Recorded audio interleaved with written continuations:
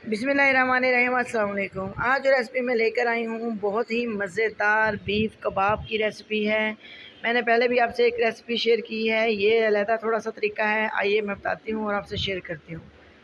बिस्मिल्लाहिर्रहमानिर्रहीम। अस्सलाम वालेकुम। सबसे पहले मैंने लिए दाल ली, 1 केजी दाल है और 1 केजी से थोड़ा सा फालतू हमारे पास बीफ है, बोनलेस बीफ है। और इसमें जाएगी प्याज, लहसुन, अदरक, ये जाएंगे। और सबसे पहले मैं क्या करती हूँ, बीफ को अच्छे से मैंने वॉश कर लिया और अब उसमें डाल दी मैंने दाल, जिसको मैंने भिगो के रखा हुआ था।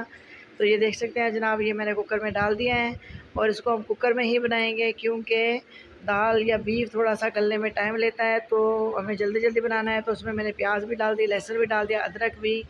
2 टीस्पून डाल दी मैंने इसमें रेड चिली पाउडर भर के, और 1 टीस्पून डाल दी रेड चिली फ्लेक्स, और चिली फ्लेक्स डाल दिए। और इसके अलावा इसमें डालूँगी मैं थोड़ी सी हल्दी और खुश्क धनिया भर के पिसा हुआ। और इसके अलावा इसमें डालूँगी ज़ीरा पाउडर, गरम मसाला 1 टीस्पून भर के डालूँगी। नमक डाल दिया इसमें 1 एंड हाफ़ टीस्पून, बल्कि 1 एंड हाफ़ नहीं 2 टीस्पून ही मैं इसको करूँगी, क्योंकि मटेरियल ज़्यादा है और कम होगा तो फिर बाद में ऐड करना पड़ेगा।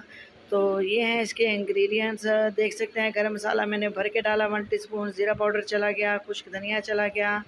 ये सारे इसमें जो ड्राई इंग्रेडिएंट्स थे वो जाएंगे। इसके अलावा इसमें जाएंगे कुछ खड़े मसाले, जिसमें लौंग है, काली मिर्चें वगैरह ये आप डाल सकते हैं, लेकिन मैं नहीं डाल रही हूँ क्योंकि मुझे चॉपर में पीसना है और चॉपर में काली मिर्चें जो हैं वो थोड़ी साबुत रह जाती हैं, इसलिए काली मिर्चों को मैंने पीस के डाल दिया।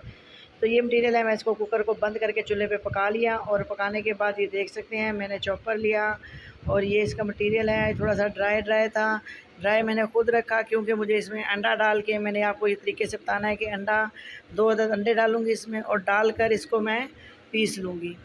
तो अगर आपको लगे कि ज़्यादा ड्राई है, ड्राई मैंने खुद ही रखा है, मैं आपको बार बार बता रही हूँ, थोड़ा सा मैं पानी डालकर इसको और पका सकती थी, लेकिन मैंने आपको बताना था कि अंडे को इसके अंदर ही मैंने शामी कबाब के मसाले के साथ पीस लेना है।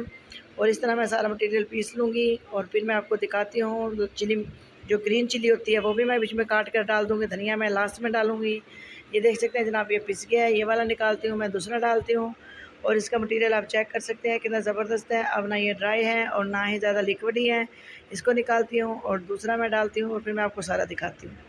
ये देखें जनाब, ये बन गया। और उसके बाद मैंने शामी कबाब भी बना लिए क्योंकि देर हो रही थी, और ये मैंने क्या रेसिपी आपके साथ पहले भी शेयर की हुई है, बस मुझे झटपट तैयार करने थे। अब मैं इनको फ्राई करती हूँ। मैंने तवे के ऊपर ऑयल डाल लिया है और जो कबाब हैं इनको मैं विदाउट अंडा कोटिंग के फ्राई कर रही हूँ, यानी कि अंडे में मैंने बिल्कुल भी डिप नहीं किया इनको, क्योंकि ये मैं आपको दिखाना चाह रही थी कि जो 2 अंडे मैंने डाले थे हर मटेरियल में, यानी कि तकरीबन इसमें 6 अंडे लगे हैं। 3 हिस्सों में मैंने इसको डिवाइड करके मैंने इनको पीसा था, तो 6 अंडे तकरीबन इसमें डले हैं। और ये देख सकते हैं इनकी लुक। अब मैं इनको साइड उल्टाती हूँ इनकी, ये देखें जनाब, ये बिल्कुल भी मैंने इनके ऊपर अंडे की कोटिंग नहीं की है। जो अंडा मैंने मिक्स किया था चॉपर में पीसते वक्त, वही अंडा इस पर डला हुआ है। तो आपकी मर्ज़ी है, आप इसको इस तरीके से फ्राई करें या अंडे की अंदर डिप करके करें। तो हाफ़ जो है मैं इसको करती हूँ ऐसे ही, और हाफ़ को करूँगी मैं अंडे के अंदर डिप कर मैं दोनों तरीके से आपको दिखाती हूँ। तो ये वाला उतारती हूँ। और ये देखें जनाब, बाकी का मटेरियल मुझे अभी पीसना है, क्योंकि सब्ज़ मिर्चें जो थी वो मुझे थोड़ी मिर्चें कम लग रही थी। तो मैं यहाँ पे आपको टिप देती चलूँ कि अगर आपको लगे कि मिर्चें कम है तो मटेरियल को दोबारा से डालें। और ये देखें, ये वाले मैं फ्राई कर चुकी हूँ। और बाकी का जो मटेरियल है ये देखें, इसमें मैंने दोबारा से सब्ज़ धनिया डाला और अभी सब्ज़ मिर्चें मैं पीस चुकी हूँ। इसको अंडे के साथ डिप करके मैं इनको करने लगी हूँ फ्राई।